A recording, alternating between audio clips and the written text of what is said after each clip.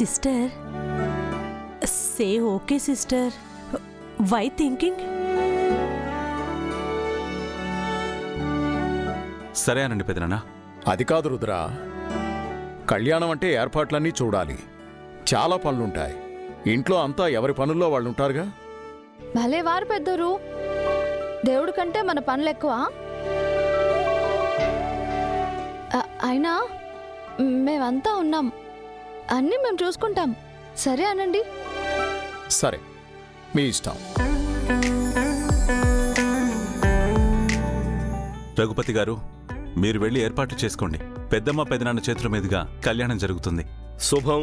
రుద్రప్రతాప్ గారు కూడా మాటిచ్చారంటే సీతారాముల కళ్యాణం అంగరంగ వైభవంగా జరుగుతుంది.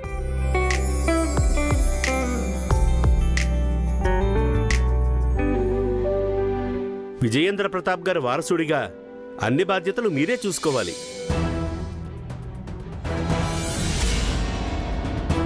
ఆయన తర్వాత బాధ్యతలన్నీ మా అల్లుడు వీరు చూసుకుంటాడు.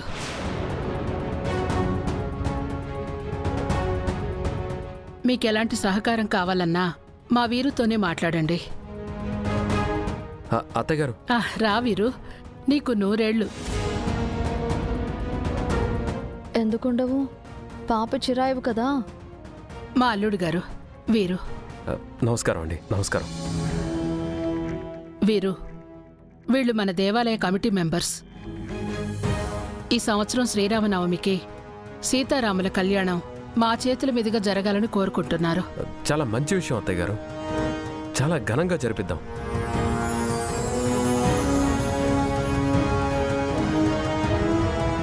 మన కుటుంబానికి శుభం జరుగుతుందంటే అంతకంటే ఏం కావాలి? విన్నారుగా, ఇక మీ ఏర్పాట్లు మీరు చేసుకోండి. అలాగేనమ్మా. మంచిది. ఉంటామయ్యా.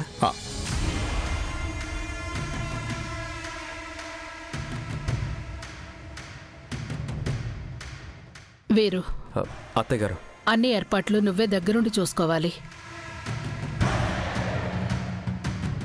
ఇందుమతి, ఇషిక, సిస్టర్, కళ్యాణానికి కావలసిన పట్టు వస్త్రాలు, తలంబ్రాలు, ఏ సామాగ్రి కావాలో లిస్టు తెప్పించుకోండి. ఇంకో విషయం, ప్రీతి కళ్యాణానికి వద్దు. తన ఇంట్లో ఉండడమే మంచిది. వదినొక్కరితే ఇంట్లో ఉంటే తననెవరు చూసుకుంటారు అత్తయ్య గారు? నేను చూసుకుంటాను. అక్కర్లేదు, ప్రీతి దగ్గర నేనుంటాను.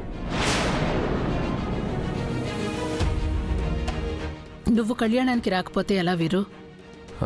మీకు కావాల్సిన ఏర్పాట్లన్నీ నేను చూస్తాను అత్తయ్య గారు. కానీ ప్రీతిని వదిలి రాలేను. ఎందుకంటే తనకంటే నాకేది ఇంపార్టెంట్ కాదు. నీలాంటి వాడు దొరకడం నా కూతురు అదృష్టం. నీ ఇష్టం, కానీ ఏర్పాట్లలో ఎలాంటి లోటు రాకూడదు. అత్తయ్య గారు. ఇందుమతి,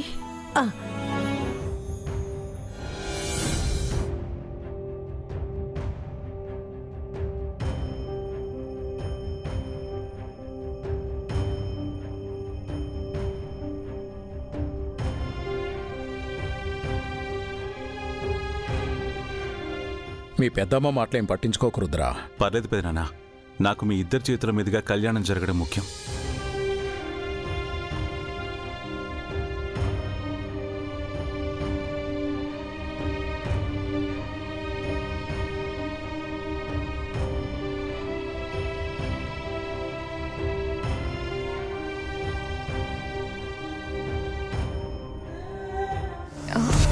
ఏంటి బ్రో, శ్రీరామనవమి కళ్యాణానికి రానని ఎందుకన్నా?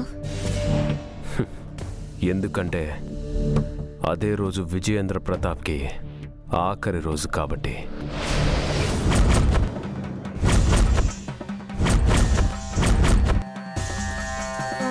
ఆ నింద నా మీదకి రాకుండా నేను లేను కాబట్టే అంత ఘోరం జరిగిపోయిందని శకుంతలతయ్య ఫీల్ అయ్యి ఆ రుద్రని, గంగని ఇంట్లో నుండి బయటికి వెళ్ళగొట్టాలన్నా నేనక్కడికి రాకూడదు. నేను రాకుండానే జరగాల్సినవన్నీ జరిపించేస్తాను.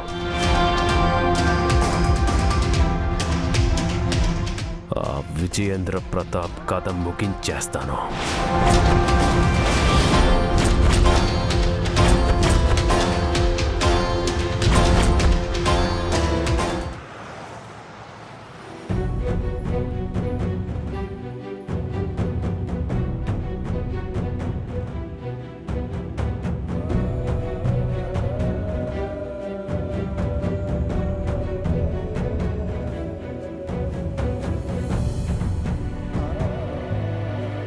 సార్ మంచినీళ్ళు ఏమైనా తెమ్మంటారా? వద్దు గంగా. మీరు అమ్మగారి మాటలని మనసుకు తీసుకోకండి సార్. కానీ ఆ వీరు మాటల్లో నాకేదో తేడా కనిపిస్తుంది సార్. పైగా అతను రేపు కళ్యాణానికి కూడా రానంటున్నాడు. కళ్యాణంలో పెద్ద ప్రమాదం తలపెట్టాలన్న ఆలోచనలో ఉన్నాడు కాబట్టే తనక్కడికి రానన్నాడు. ఎందుకంటే అక్కడ ఏం జరిగినా తన మీద అనుమానం రాకుండా ఉండడం కోసం. ఏం చేయబోతున్నాడు సార్ ఆ వీరు? ఎగ్జాక్ట్లీ ఇదని చెప్పలేను గాని ఈ కుటుంబాన్ని తలకిందులు చేసేంత పెద్ద ప్రమాదమే ప్లాన్ చేస్తాడు. ఎందుకంటే నేనతని తండ్రి గురించి పెదనాన్న దగ్గర డిస్కస్ చేయడంలోనే అతని గతం గురించి నాకు తెలిసిపోయిందనే క్లారిటీ వచ్చుంటుంది. నెక్స్ట్ నేను ఎలాంటి స్టెప్ తీసుకుంటానో అన్న భయంతో నాకంటే ముందే ఈ ఫ్యామిలీని దెబ్బ కొట్టాలని క్రూరమైన నిర్ణయం తీసుకుని ఉంటాడు. అయితే రేపు కళ్యాణానికి మనం ఎవరం వెళ్లకుండా ఆపుదామా సార్? వద్దు గంగా. దానివల్ల పెద్దమ్మ దృష్టిలో బ్యాడవడం తప్ప లాభం ఉండదు.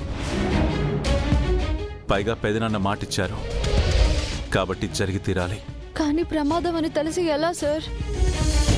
సైనికుడు ప్రమాదం అని తెలిసే యుద్ధభూమికి వెళ్తాడు. తన ప్రాణాల్ని పణంగా పెట్టి రాజుని రాజ్యాన్ని కాపాడుకుంటాడు. నేనీ కుటుంబం కోసం ఏ యుద్ధం చేయడానికైనా సిద్ధం. వాడు వినాశనం కోరుకుంటే నేను విధ్వంసాన్ని సృష్టిస్తాను.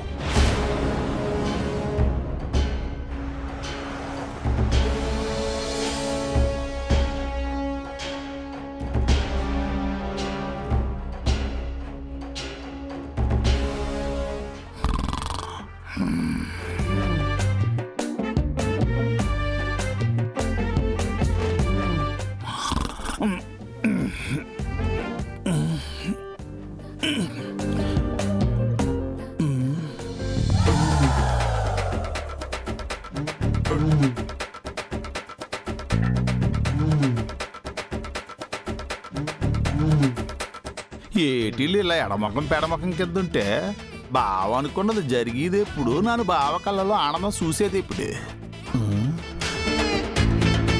ఓరి గుంటడా, ఓరి గుంటడా, కార్తీక్ సార్. ఓ కార్తీక్ గుంటడా, నాన్న చెప్పేది తినేసి